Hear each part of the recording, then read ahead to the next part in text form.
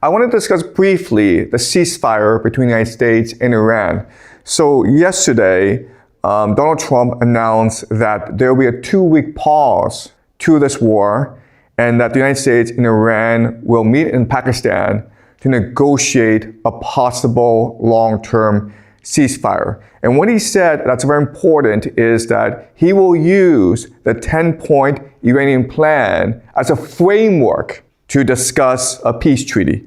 And as you can see from the 10-point plan, in fact, this is almost a complete US surrender to Iran. The first point is that the United States will guarantee never to attack Iran again. Iran will have complete control over the Strait of Hormuz. Iran can choose to enrich uranium for its nuclear program.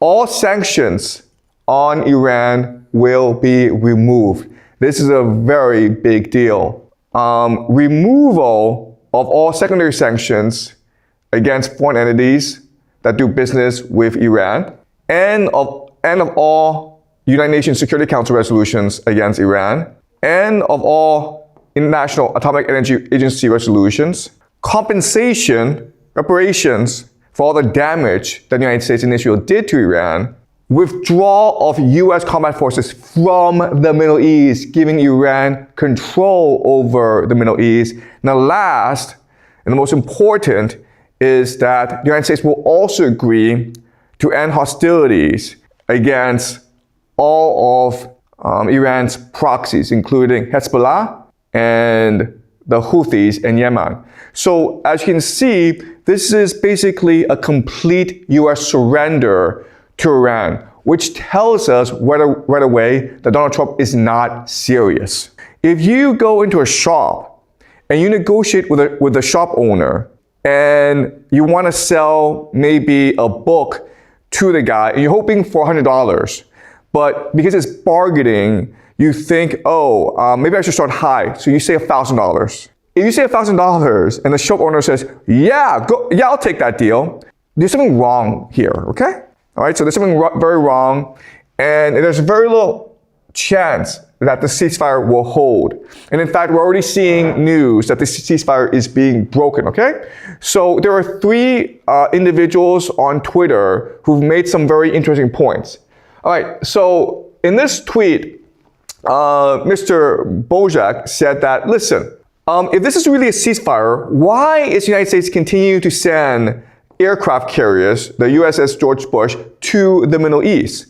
What they're really trying to do is buy time in order for their ground troops to get ready to attack and seize the strait, okay? So once everything's in position, then probably what will happen is that Israel will launch a false flag against the Americans, which will justify an American attack against Iran, all right? So that's a possible scenario. But again, the question is, if this is really a ceasefire, if Donald Trump is really intent on peace, why does he continue to send US forces to the Middle East? That's question number 1.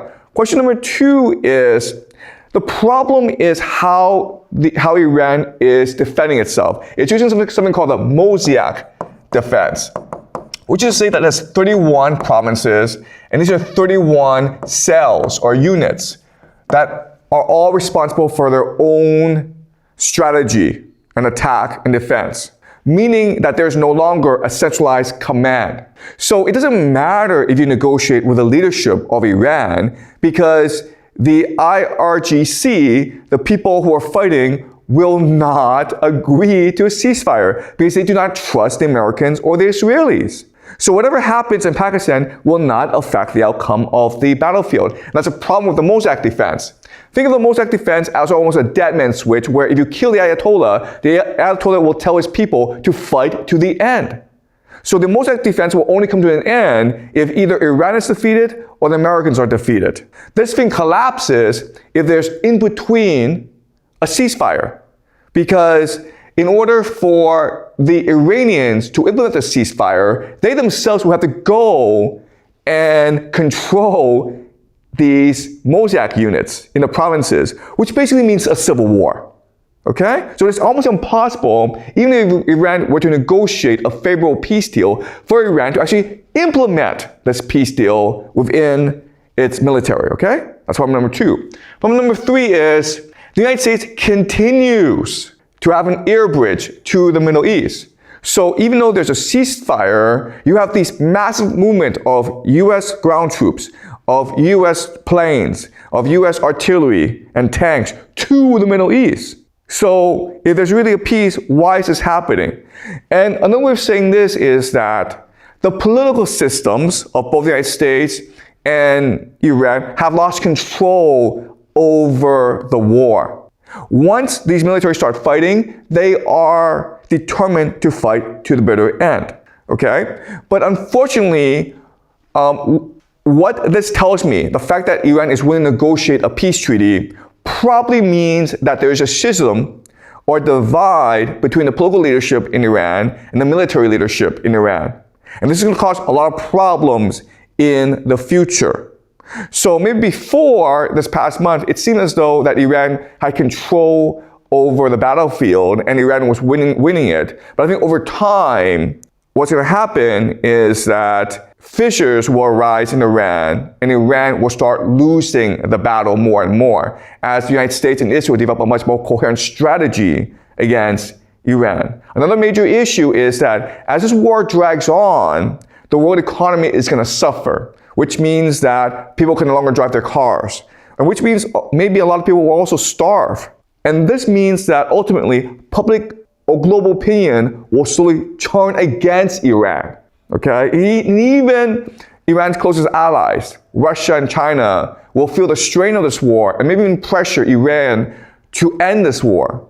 But again, as we discussed previously, because of the way that Iran has structured its military defense, it is impossible for Iran to end this war unless it's either destroyed or it's destroyed the Americans. Okay? So this war, this ceasefire, it's only a PR stunt. It will actually lead to nothing. All right. The major point, okay, of contention is whether or not Lebanon is part of the peace treaty. So the Iranians believe that this peace treaty also includes its proxies, specifically Hezbollah in Lebanon and the Houthis in Yemen. But after this peace treaty was announced, Israel launched more than 100 strikes in 10 minutes across Lebanon, killing 250 people, at least 250 people. Okay? So Iran is obligated to defend Hezbollah morally. And Israel understands that if Iran breaks the peace treaty and defends Hezbollah, then it is Iran's fault, okay? And the Americans have come out and said that, well, you know, we agreed that Lebanon was not part of the deal.